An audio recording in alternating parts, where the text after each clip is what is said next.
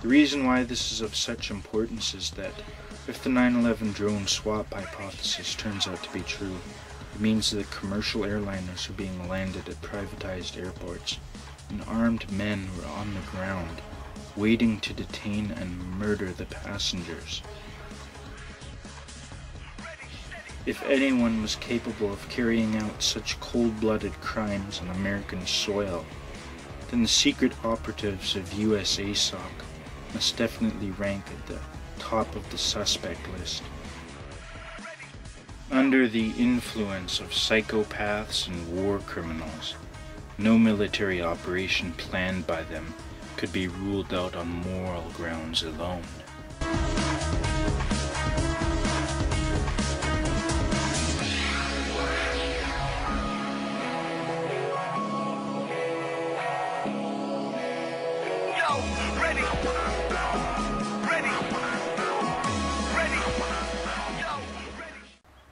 Moving along, Dell Daly is also connected to another key player in the terrorist attacks, a man most notable not for what he did, but for what he did not do. Michael Canavan was a former commander of JSOC, who acted in this role at the same time that General Hugh Shelton served as the head of SOCOM. Canavan's only other action of note prior to September 11th had been his leading role in the investigation of Air Force CT-43's crash landing, which killed Commerce Secretary Ron Brown. Shelton, on the other hand, was a major sponsor of the doctrine advocated in Joint Vision 2010, and a frequent collaborator of its main author, John Shalakashvili, to such an extent that Shelton was even nominated to succeed the chairman after his term had expired. Upon retiring from the military in 2003, Shelton would later come out with a tell-all autobiography, which offered a host of candid exposés on the unsavory actions of American officials during the lead-up to the War on Terror. When placing his claims together with the testimonies made in books like Ghost Wars, tremendous suspicion is brought upon the likes of Jane Harmon and Madeleine Albright. Apparently they had been interfering in the efforts of CIA agents working alongside the Afghan warlord Ahmed Shah Massoud to have his rival Osama bin Laden assassinated from 1998 to 2000. Canavan himself was mentioned in the 9/11 Commission report as succumbing to these women's demands, saying that the plan put the Afghan militants at too much risk, and that the operation was too complicated for the CIA. As if these institutes had any concern for the welfare of their hired guns, or a proclivity against easily thwarted and overly elaborate raids. Anyway, on the morning that the September 11th attacks were unfolding, Michael Canavan was an acting FAA official who had been designated as their hijack coordinator. In the event this kind of emergency took place, air traffic controllers were expected to notify their superiors, who in turn would inform management all the way up to FAA headquarters. These headquarters had a hijack coordinator, who was the director of the FAA Office of Civil Aviation Security, or his or her designate. But strangely enough, even though Canavan had been previously serving in this position for 9 months without incident, he was absent for the entire duration of the attack, and did not even get back to his post until later that evening, after Building 7 had collapsed. His flimsy excuse for this dereliction of duty was that he had been visiting the airport in San Juan, or some such nonsense.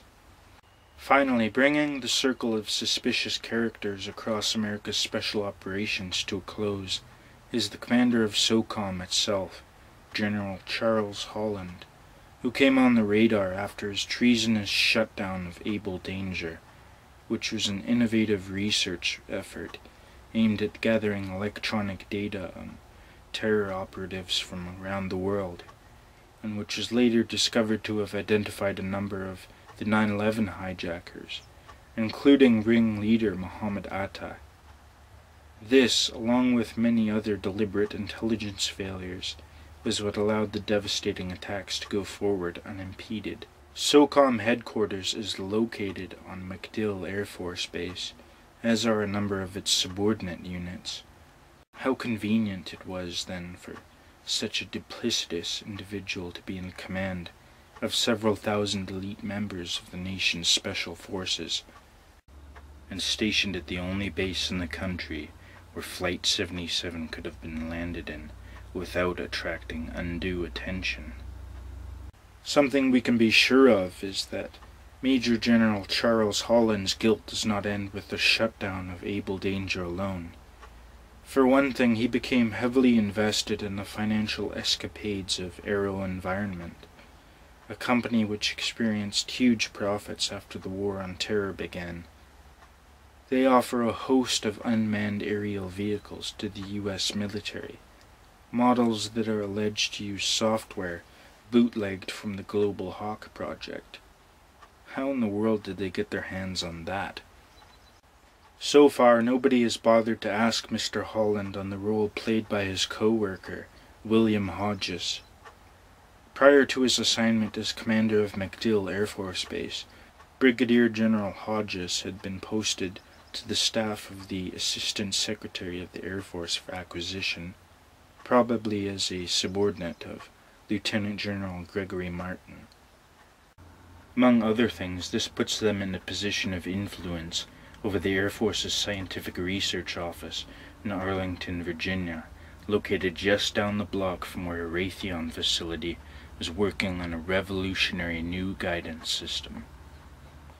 Seeing that so many of the individuals serving there would mysteriously perish during the September 11th attacks, are we honestly to believe that this is just a coincidence?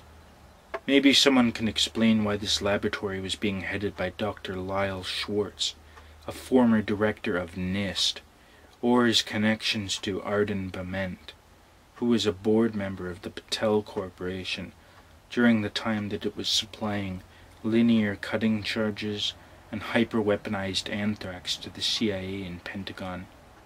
In light of all the details that have been posited so far, it seems distinctly possible that SOCOM and JSOC created a top-secret task force to coordinate the controlled demolition of the World Trade Centers, and the swapping of 3 commercial airliners with remote-controlled drones. With access to thermite demolition charges and aerial guidance systems granted through their contracts in this research office, the Army's Special Operations Command should be singled out for close scrutiny by 9/11 researchers. Given the especially high concentration of suspects throughout USASOC, with operatives drawn from across its 6 mission subunits, it's a sure bet that they were used as a vector to carry out the staging of this synthetic terror plot.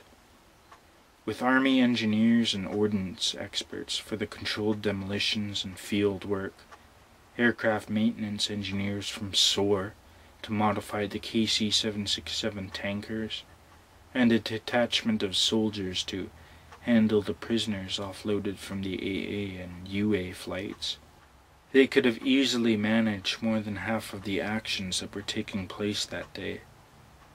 It's interesting to note also the prominent role that Raytheon played in the events of 9/11. Aside from the Global Hawk software that seems to have been bootlegged for use in the terminal guidance system of these drone aircraft, you would also have to account for the fact that Raytheon's president at the time, Daniel Burnham, was a member of the Logistics Management Institute, which hosted Paul Kaminsky, Charles DeBona, Michael Daniels, and Joseph Samuel Nye. As if these kind of associations were not damning enough, 3 of Raytheon's board members and 2 former executives have also been implicated in the ring of criminals who perpetrated this mass casualty-inducing event. Clearly, these companies and others stood much to gain from the declaration of an indefinite war. against an unspecified enemy, and spanning across all the world. The convergence of high-ranking officials from the private sector, Pentagon, Air Force, and Army Special Operations underlies just how heavily the widespread moral corruption has progressed through Western society. Certainly there are very few institutes throughout America which have managed to resist the allure of secret alliances and backroom deals. It's no wonder that they have unanimously band together, irrespective of class or ideology, to oppose the allegations that have been made by the 9/11 Truth movement. In the end, though, it looks like their efforts were in vain, and the drive to conceal this colossal crime against humanity will result in the downfall of far more people than those who perpetrated the attacks in the first place.